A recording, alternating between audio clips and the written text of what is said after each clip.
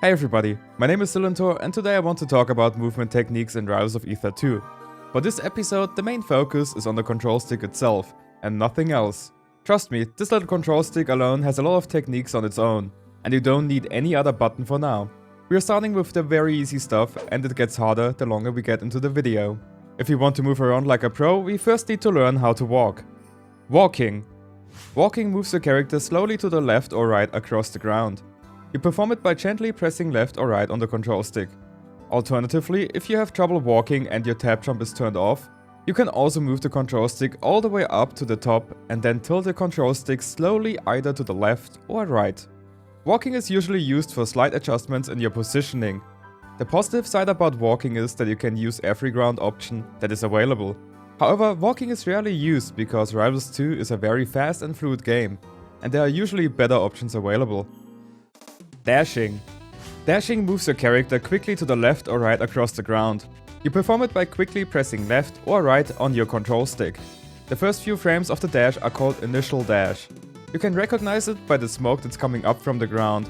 If you turn around while running for a longer time, your character performs a turnaround animation, which is pretty slow and you want to avoid that. During this animation, you cannot perform normal attacks like jab and tilts. However, you can still perform specials.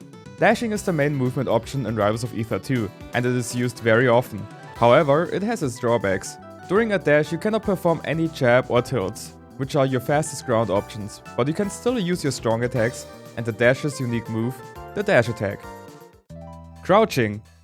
Crouching puts your character into a crouching position. You perform it by holding your control stick down. Crouching shrinks your character model slightly and you can avoid some attacks. This is often referred to as low profiling. Crouching enables another mechanic called crouch cancelling. When an opponent attacks you while you are crouching, your character will receive less hit stun and knockback. I will talk about it more in depth in another video, but this is a very important defensive option to keep in mind. While crouching can be good as a defensive option, the drawback is that it holds your character in place, and in a fast game like Rivals of Aether 2, this makes it easier for your opponent to react and get a hit or grab in. Turnaround. A turnaround turns around your character. You perform it by gently pressing left or right on the control stick and putting the stick back into neutral position. Alternatively, if you have trouble turning around and your tab jump is turned off, you can also move the control stick all the way up to the top and then tilt your control stick slowly either to the left or right.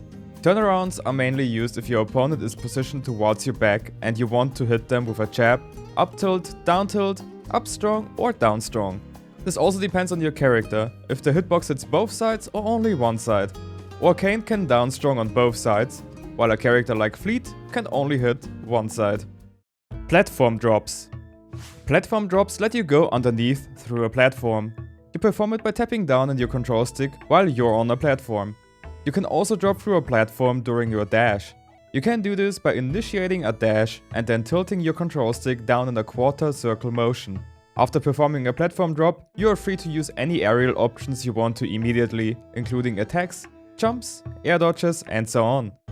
Up until now, this was all the basic stuff. Let's get to the advanced techniques. Dash dancing.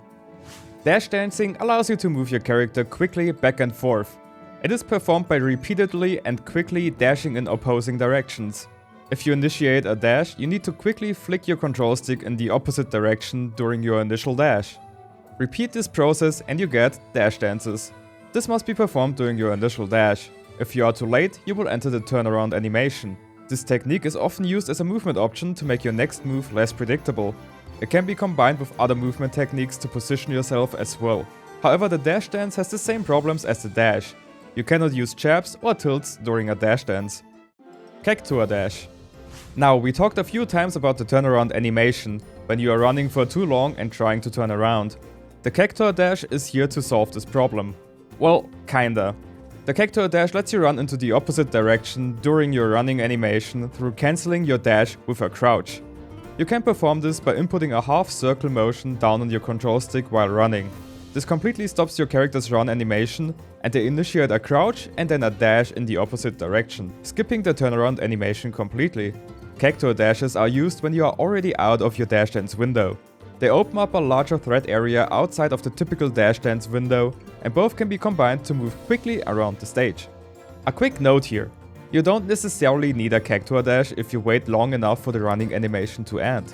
If you stop running, it takes 6 frames before you are allowed to skip the turnaround animation, which are the same amount of frames it takes to crouch and run in the opposite direction with the Cactuar Dash. The positive part about the Cactuar Dash is that you don't need to time the dash and you're always performing a dash in the opposite direction with the least amount of frames. You can see it as a safer way. Baby Dash. A baby dash moves your character slightly forward while still being in a standing position. You perform a baby dash by quickly flicking your stick in one direction and putting it back into neutral position during your initial dash. You only have a 2-frame window to perform this technique, otherwise you will initiate the full dash. Baby dashes have the positive aspect that you can perform any standing move including jabs and tilts, while also moving your character slightly forward and slightly positioning them. But the most positive aspect about a baby dash is that you can perform this during one of your dashes when you are dash dancing. Through this you can use your jab or any tilt when you're finally finished dash dancing and ready to attack. Pivot. A pivot turns around your character during your initial dash into a standing position and stops the movement completely. You perform a pivot by flicking your stick in the opposite direction during your initial dash. You only have a 1-frame window to perform a pivot. If you mess this up, then you either get a baby dash out or initiate another dash in the opposite direction. However, the window for an F-strong is more lenient. Pivots are used for slight adjustments in positioning to hit your opponent.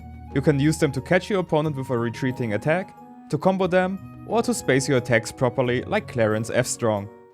Moonwalk. A moonwalk is a technique that lets your character slide backwards during the initial dash animation. You perform a moonwalk by dashing forward and then moving your control stick back in a half-circle motion. You can do the half-circle motion either upwards or downwards.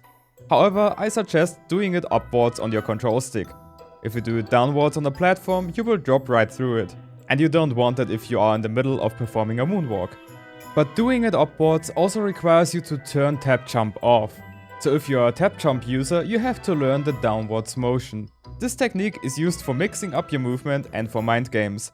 It can bait out opponents' approaches, and through moving backwards instead of forward, your opponent will miss an attack and you can punish them for it. There are definitely more movement techniques out there in Rivals of Aether too, but I wanted to focus only on control stick movement for now, and I have to say, you can do a ton just by moving the stick around differently.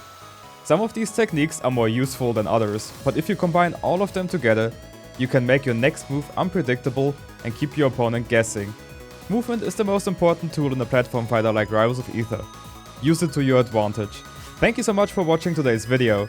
If you enjoyed it and learned something, feel free to like, share, comment and subscribe. And if you want to get informed about streams and upcoming videos, you can also join our Discord server or Twitch streams. Oh, and by the way, I am starting a Rivals of Aether 2 highlight series, so if you want to get featured, check out the Mink Mania channel on our Discord server. Until next time, bye bye!